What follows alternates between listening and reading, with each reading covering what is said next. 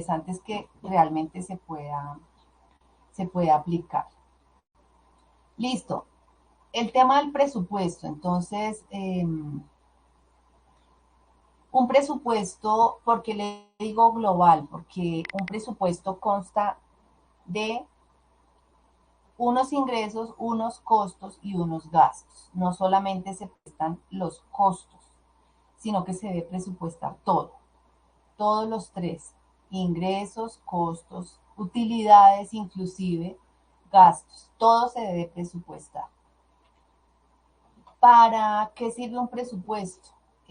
Los presupuestos o estos eh, estados financieros proyectados, porque un presupuesto eso es lo que significa, una proyección antes de, pre significa antes de. Entonces, ¿para qué sirve un presupuesto? Para que luego esos estados se les aplique unos indicadores. Esos indicadores, digamos, los más básicos que sirven para empezar son el punto de equilibrio, el margen de contribución y el capital de trabajo. Existen otros muchos más indicadores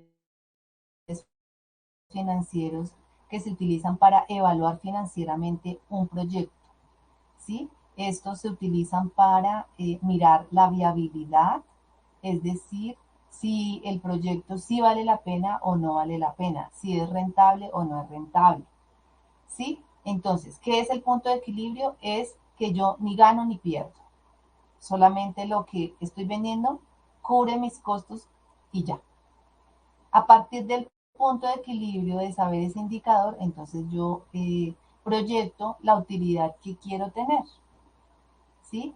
Para eso se utiliza ese indicador. El margen de contribución se utiliza para las empresas sí, que costean actividades industriales, es decir, que producen varios productos diferentes, ¿sí? No el mismo, sino diferentes, y todos los productos tienen un costeo diferente, un costo diferente. Entonces, yo más adelante, cuando ya crezca como emprendedor, quiero saber cuál producto me está dando más ganancia y cuál me está dando menos ganancia. Entonces, a eso se refiere, a que en cuánto contribuye, contribuciones, en cuánto contribuye en mi margen de ventas, en mis ventas, en lo que me estoy ganando de unas ventas, en cuánto contribuye cada uno de esos productos. Entonces, para eso se utiliza esa ratio o indicador financiero.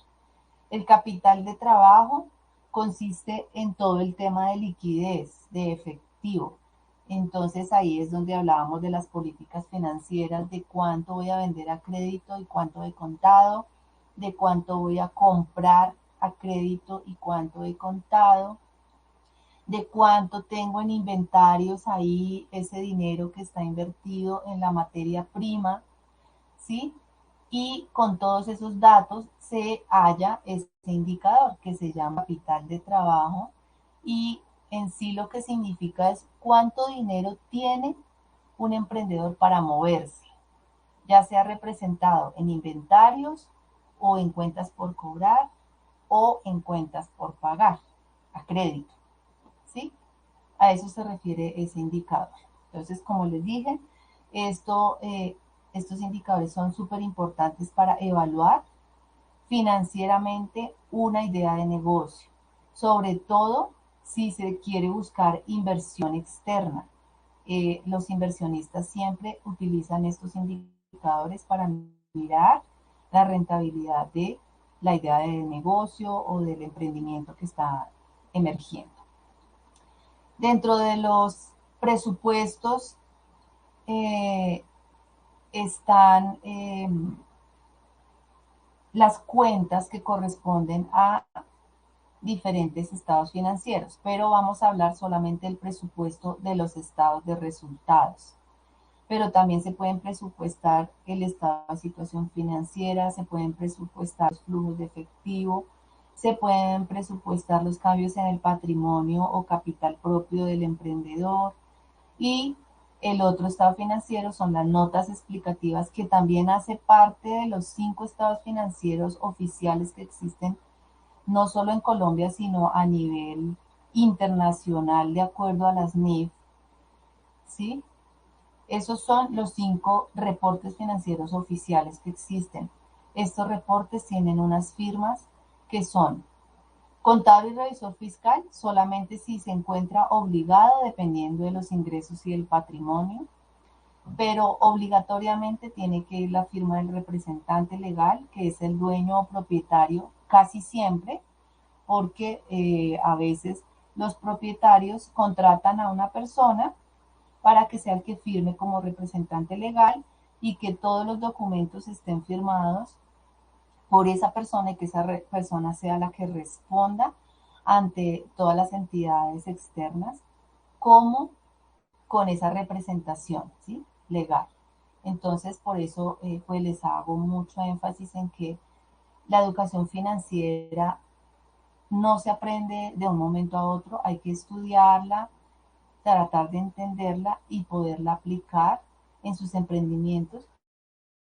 Para eso, pues hay que saber de qué consta cada uno de estos reportes, ¿sí? Porque si van a firmar un estado, tienen que saber qué es lo que están firmando.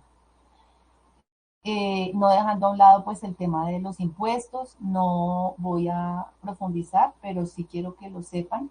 Existen los impuestos nacionales y los distritales. Toda esta fiscalización pues la hace, si son los nacionales, la hace la DIAN, y si son los distritales, la hace la Secretaría de Hacienda, dependiendo en qué distrito o en qué departamento se encuentre el emprendedor.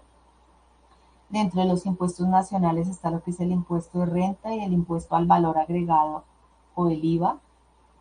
Y dentro de los distritales está el impuesto de industria y comercio, que es súper importante porque depende de la actividad económica o de la clasificación del código CIU que tenga eh, el emprendedor o la empresa.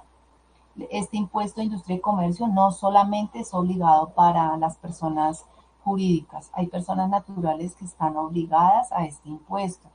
Entonces hay que estar entrando a la Secretaría de Hacienda, digamos a la página, y hay que investigar sobre el tema, cuántos son los topes para ser obligado a declarar este impuesto de industria y comercio, para que de pronto no haya una sorpresa y uno esté obligado y después le llegue el requerimiento, ¿sí?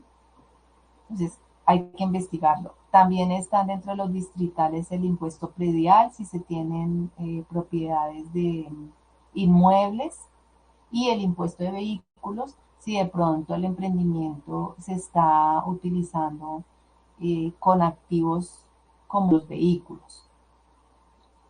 Todos estos impuestos pues son de obligatorio cumplimiento, por eso es bien importante conocerlos como emprendedores, como personas que realizan una actividad económica.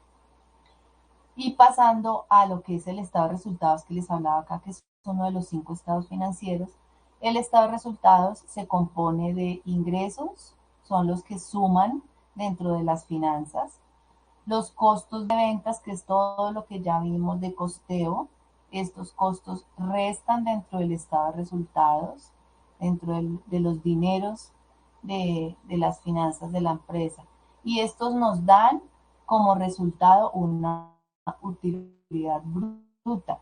Entonces se coge el ingreso, se le quita el costo de ventas y nos da una utilidad bruta. Luego se le dan los gastos, lo que sí realmente son gastos. Y esto nos da una utilidad antes de impuestos. Luego a eso se le calcula el impuesto de renta y a eso lo que se obtiene de resultado es la utilidad neta.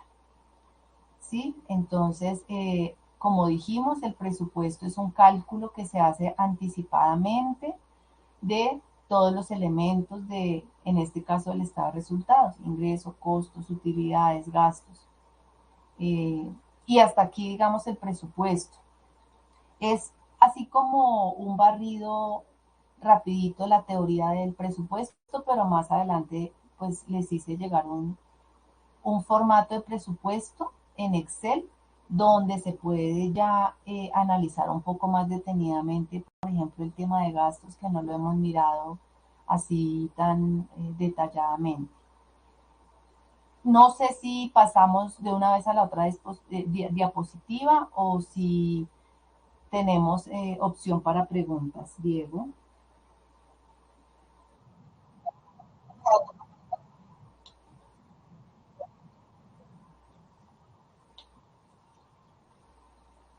Listo.